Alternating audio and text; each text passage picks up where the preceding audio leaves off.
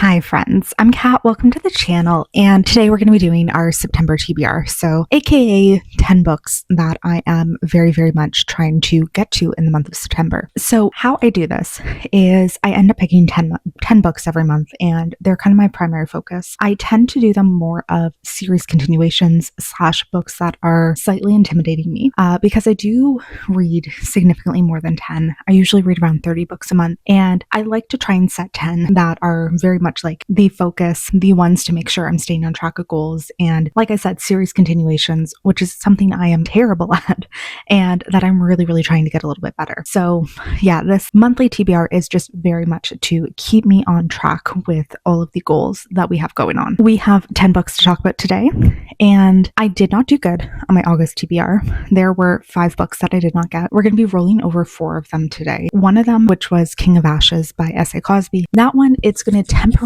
be taken off the TBR, not because I don't want to continue it, but because my loan at the library was returned.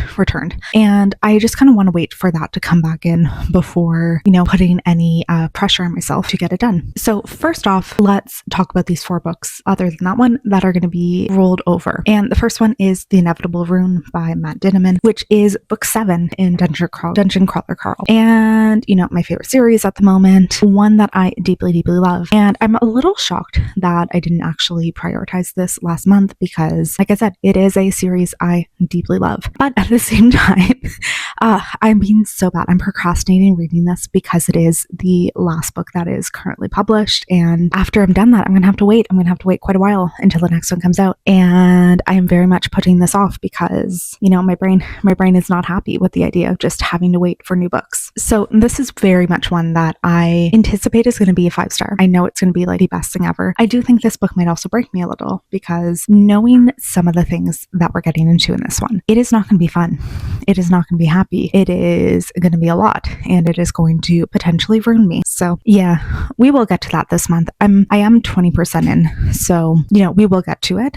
It is just something I'm very much taking my time with. Okay, next rollover is from Robin Hobb. This is Dragon Keeper. It is book 1 in the Rainwild Chronicles, and book 10 in her overall Realm of the Elderling series. This is one that I'm really excited for. There's been this overarching plot in the last few books about dragons coming back to life and dragons now existing in this world, and I'm really excited to see what's going to happen in this one because I'm assuming this is like a very heavy emphasis on that. And I mean, Dragon Keeper, you can assume this is going to be very dragon focused. I also I kind of controversially, I don't know if many other people agree, but I prefer the books that do not center Fitz as a main character, which is like every other series within this huge overarching world. So I'm really excited for this one because I do think it's going to be like a new favorite within the world. So we'll see. I'm super excited. And even though these aren't crazy long books, I do find that they can kind of drag a little. They're not that bad. They're just not exactly the most fast paced. So I do kind of tend to put them off a little.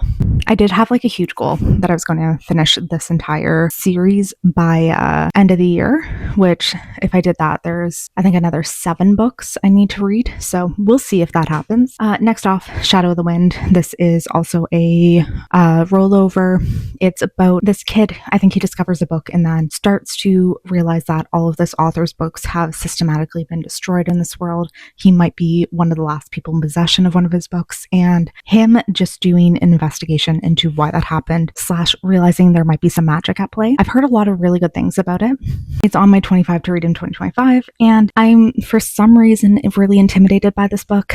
I don't know what it is. For some reason I keep putting it off because I feel like it's going to be a hard read. I don't think it actually will be, but I'm weirdly intimidated by it. So it's been kind of lower on the priority for that. And then the final rollover is The Liar's Knot by Emma Carrick. This is book 2 in, what was the first one? The Mask of Mirrors, which is kind of like an Italian Venetian inspired fantasy world. We are following a main character who is a thief / con artist who basically poses herself as a long lost member of this noble noble family and trying to basically get their attention / be brought into the family and then have her life set up from there. And she quickly realizes that this family is in fact a little destitute and on the verge of ruin, and there is a huge plot going on to potentially take down some of these noble houses. Maybe there's a curse on this family, and there's also this like vigilante figure that she kind of gets involved with. Really love the first one. And really want to continue on this series before I forget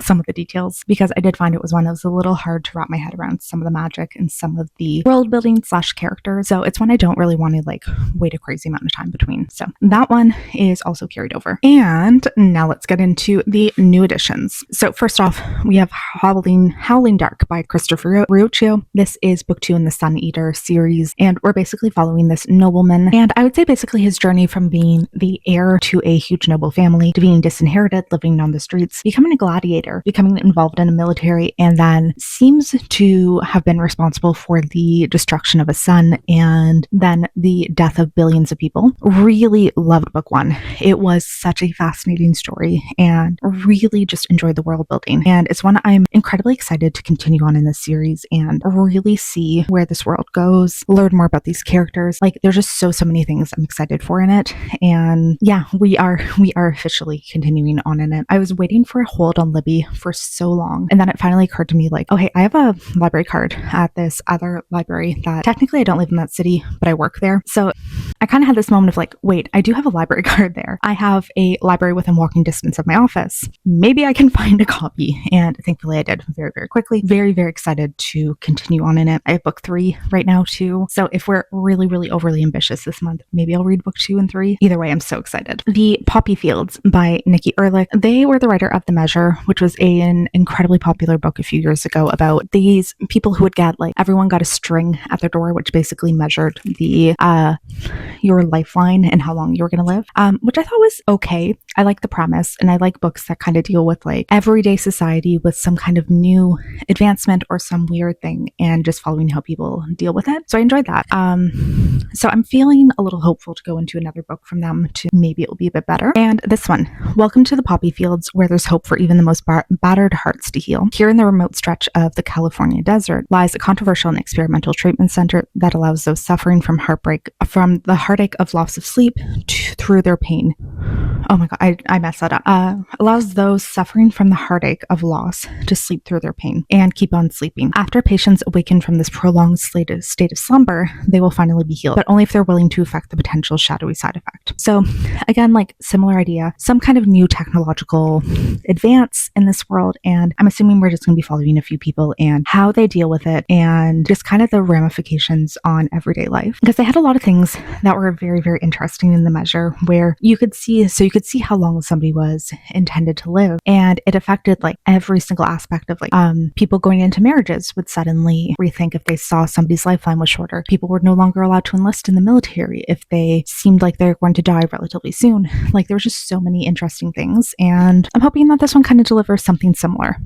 And then I guess we're continuing on the sci-fi field. So this is the last sci-fi for the month, which is The Galaxy and the Ground Within by Becky Chambers. This is book 3 in like a very cozy fantasy series. The first 2 books we've been following members of this like long haul travel space exploration crew. They technically like do some kind of mission, but it's very much just somebody who, or just books that are following like crew / different members, offshoot members of the crew as they are going through life and kind of really determining what makes them happy, what defines a person, what their purpose in life is, like a lot of things like that.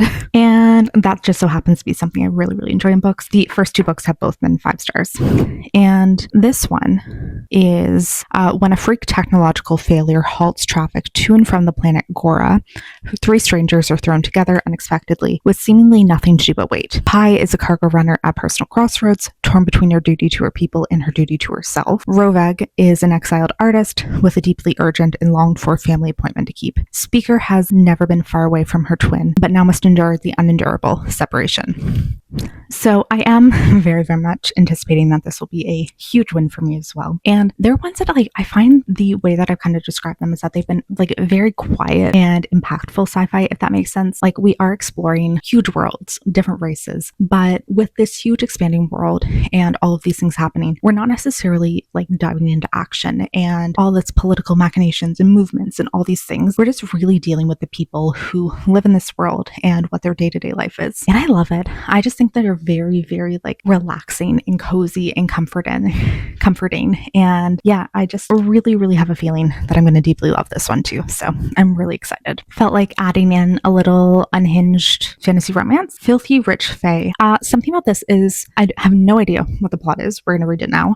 But in my mind, it is giving unhinged, insane, ridiculous, which is honestly kind of my favorite thing for romantasy. So in this one, Kate Holloway knows the unspoken rule of New Orleans: avoid the powerful Gage crime family at all costs. Of course, that was before her brother got caught in the chaos. Now Kate has no choice but to confront the dark and forbidding prince of New Orleans himself and beg for her brother's life. But Lachlan Gage is as lethal as he is beautiful, and the only currency he's interested in is her soul. Because Lachlan isn't just some ruthless criminal, he's Fae, and he has his own secret reasons for binding her to him. Tricked and desperate, Kate is torn between humanity and the breathtaking otherworld, place filled with shadows and secrets, with members of each Fae court plotting against her, just as her captor's motives for trapping her become more mysterious. And if she can't break this sinister bargain in the next 30 days, she'll be bound to do the inscrutable yet infuriatingly tempting Fae prince in his deadly world forever. It sounds like it has the potential to be unhinged and weird and a little trashy, which is not a complaint. That is, like I said, one of my favorite things. I like a kind of ridiculous romantasy,